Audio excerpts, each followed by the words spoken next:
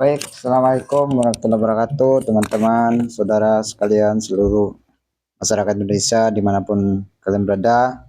Mudah-mudahan di semuanya pendengar diberikan kesehatan, dibanyakan rezeki, semuanya urusannya dilancarkan oleh Allah Subhanahu wa Ta'ala. Amin ya Rabbal 'Alamin.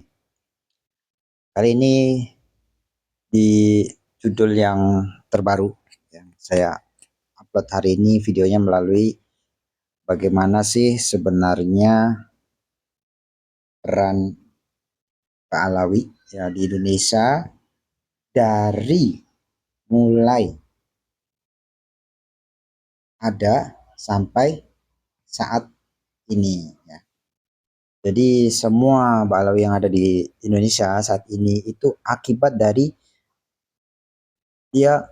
akumulasi dari masa lalu sampai sekarang. Kemudian kira-kira apa sih yang peran Pak Alawi ini dari mulai ada dulu zaman-zaman dulu kala pada saat sebelum merdeka Indonesia sampai pada saat ini seperti apa gambarannya dan kok bisa banyak sekali ya. Maka kita merunut pada tahun sebelum 1928. Pada saat itu migrasi orang-orang Yaman, migrasi perpindahan ya dari Yaman ke Indonesia itu melalui mungkin dari beberapa daerah dulu ya, dari Malaysia dulu kemudian pindah ke Indonesia. Kemudian karena dia sudah paham dulu untuk bahasanya, ada beberapa orang yang sudah paham bahasa Indonesia kemudian diajak saudaranya, teman-temannya, keluarganya ataupun tetangganya dibawa ke sini dari Yaman. Dan sebelum tahun 1928. Kemudian masuk ke Indonesia dan punya beberapa teman, kemudian dia mendirikan Ormas, yaitu Robito Alawiyah di Jakarta tahun 1928. Oleh notarisnya Belanda pada saat itu. Kenapa Belanda ya? Karena saya nggak tahu. Mungkin pada saat itu pribumi belum ada yang namanya ahli hukum, makanya dia larinya ke Belanda. Dan bagaimana sih sebenarnya pada saat itu? Padahal pada saat itu ada NU di Surabaya. Malah dia mendirikan Robito Alawiyah di Jakarta, bukan dengan NU ya. Ini sesuatu pertanyaan yang besar. Ada apa? Kenapa sama Belanda bukan sama NU? Nah, kemudian setelah dia mendirikan itu kan pelan-pelan nih dia berkoordinasi otomatis dong diizinkan didirikan oleh sama Belanda, otomatis mereka bekerja sama dengan Belanda, nggak mungkin nggak bekerja sama, betul tidak? Dan di situ kan populasinya masih sedikit ya, masih beberapa orang, tapi ya profesinya masih pedagang minyak wangi ya kan, ada yang jual obat, ada yang mungkin jual apa namanya kayak kebutuhan-kebutuhan tasbih ya kan, peci dan lain sarung dan lain sebagainya. Pada saat itu belum banyak, artinya masih ya pedagang biasa, orang biasa lah kayak kita ini. Kemudian mulai masuk ke NU ya, mulai masuk ke NU ini karena ada NU kan, Robito Alawiyah nggak mungkin dong dia langsung besar karena belum dikenal. Nah begitu dia menyusup ke NU, mulailah dia mulai kenalan dengan kiai ya kan, masuk satu dia setelah menikah punya anak, masukkan ke pengajian-pengajian NU. Dia untuk mempelajari bagaimana sih kiprah-kiprah NU ini di dalam negara. Ya. Baik itu hadir di pengajian-pengajiannya, sholawatanya, dan lain sebagainya. Akhirnya ikut-ikutan. Setelah ikut-ikutan, dia mulai, anak-anaknya kan tumbuh besar dan mulai banyak nih ya kan. Udah punya anak, udah punya cucu nih, otomatis kan berjalannya waktu kan udah puluhan tahun kan pasti berkembang. Dan dari situ mulai berkenal dengan Kiai NU dan diberikan ruang untuk sholawatan ya, untuk mengisi pengajian, ceramah dan lain sebagainya. Mulai paham dengan gerak-gerik NU, kebiasaan warga-warga, sikap NU bagaimana, ini dia mulai paham nih seperti apa sih sebenarnya apa yang dipikirkan oleh warga NU. Dan mereka tetap berkoordinasi dong karena kan ada Robito Alawiyah, jadi tetap berkoordinasi. Kemudian mereka tidak setuju dengan yang namanya, setelah besar kan sudah banyak tidak setuju dengan Kiai NU, maka dia mendirikan FPI ya, mendirikan FPI di era reformasi kan mulai itu pulingnya Soeharto 98, maka dia banyak tuh ormas-ormas berdiri termasuk Robito apa FPI ya. Jadi Robito Alawiyah dulu baru FPI, karena FPI itu anaknya Robito Alawiyah. Jadi setelah era reformasi berani muncul berkenalan dengan orang-orang partai, ya kan, orang-orang ormas, orang-orang aktivis dan lain sebagainya, termasuk Amin Rais pada saat itu dan pendiri PKS siapa? Salim Segaf Al-Jufri di dalamnya. Dan mereka sudah mulai berani muncul dan otomatis dong sudah berani mulai mengaku cucu Nabi, ya kan. Itu udah otomatis tuh karena mungkin Robito Alawiyah udah mengeluarkan sertifikat-sertifikat yang berdasarkan mereka terbitkan sendiri, bukan dari narkoba internasional ya, dari polisi itu. Kemudian mulai dari itu dibagi tugas nih, banyak Balawi yang berbagi tugas ke Balawi yang lain. Kemudian dia kan ada banyak dibagi-bagikan tugas-tugas, yang ada yang kesolawatan kayak Habib saya, ada yang lagi ke orasi kayak HRS, kemudian ada lagi bagian yang ceramah-ceramah yang di wilayah-wilayah lain dan sebagainya. Kemudian ada lagi kasus ya, ini mulai kasus nih pada tahun 2008 ada dengan AKKBB ya kan di Monas.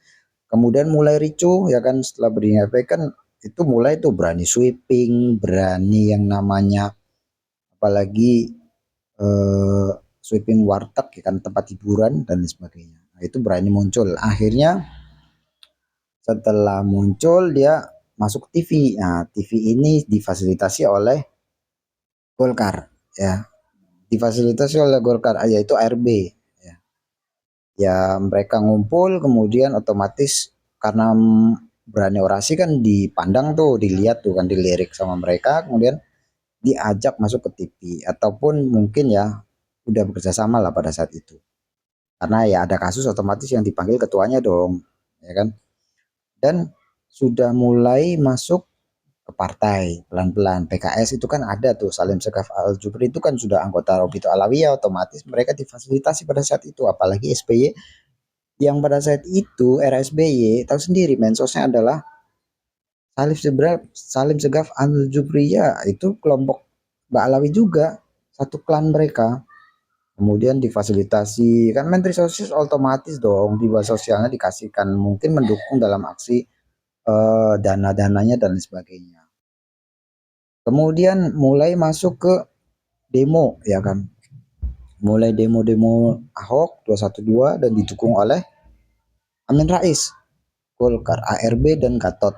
Pada saat itu ada Gatot kan, Gatot Nurmantio muncul di situ. Nah itu udah mulai nih, padahal apa ya, harusnya kan pemerintah netral tuh aparat, tapi ada di situ peran Gatot Nurmantio ya.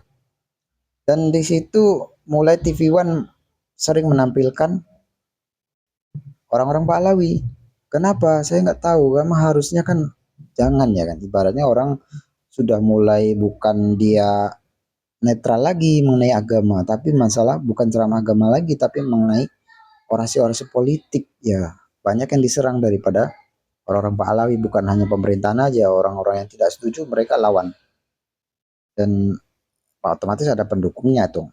Karena kan cara berpolitiknya adalah mereka keras ya kan, melalui pengeras suara dan marah-marah ya kan, otomatis ada pendukungnya dan itu membuat mereka masanya makin banyak.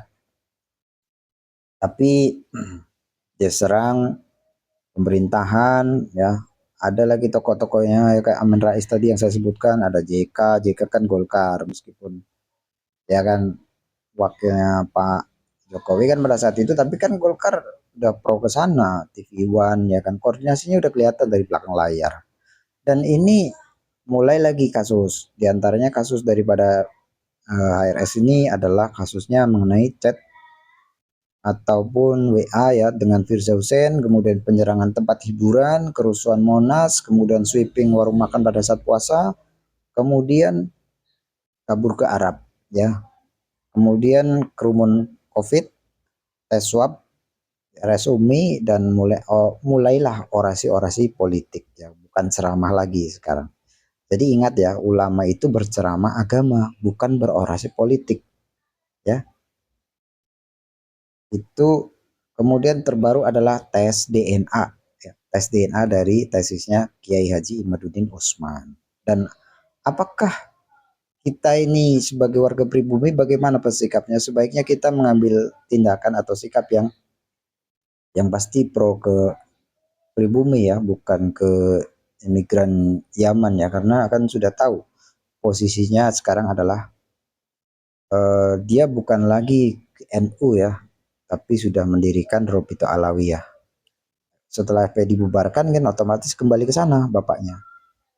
Dan itu mungkin banyak sekali cerita yang bisa dirangkum, tetapi waktu ini nggak bakalan cukup ya, karena membahas itu banyak sekali berseliweran baik di media online maupun YouTube. Mudah-mudahan informasi saya bisa membantu bahwa bagaimana sih Mbak Alwai dari awal sampai sekarang itu adalah rangkuman beberapa poin saja. Tetapi pada intinya adalah saya menghimbau kepada kalian semua pendengar supaya bisa lebih cerdas dalam memilih bagaimana sih sebenarnya peran ulama di Indonesia. Apakah Pak Alawi dikatakan ulama? Ya saya tidak yakin ya kan, karena ulama itu penyejuk ya kan. Ulama itu bukan teriak-teriak tapi banyak menangis. Saudara, banyak menangis karena keresahan umat, bukan orasi politik ya. Ulama yang sebenarnya ada menenteramkan hati, bukan membuat panas suasana, bukan memfitnah sana sini, bukan menuduh sana sini dan lain sebagainya. Bahkan terbaru Haji Roma Irama dituduh katanya pro ke PWI, padahal kan tidak ada. Ya itu luar biasa sih serangan sana sini. Tapi itu ya namanya karakter orang begitu ya. Silakan kalian bisa simpulkan. Mudah-mudahan ini bermanfaat buat pendengar, dan jika kalian suka, like, komen dan share, subscribe, dan bagikan kepada teman-teman di seluruh Indonesia. Yang pasti sesama pribumi jangan sampai berantam berkelahi ya. Kita semua korbannya adalah pribumi, jangan sampai. Nah, pribumi harus mencintai pribumi ya. Apabila ada perkelahian otomatis kita menjadi korban.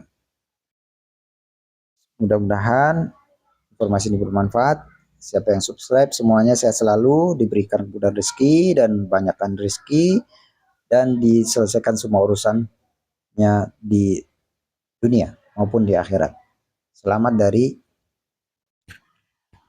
semuanya ya, dimudahkan semuanya. Terima kasih dan assalamualaikum warahmatullahi wabarakatuh.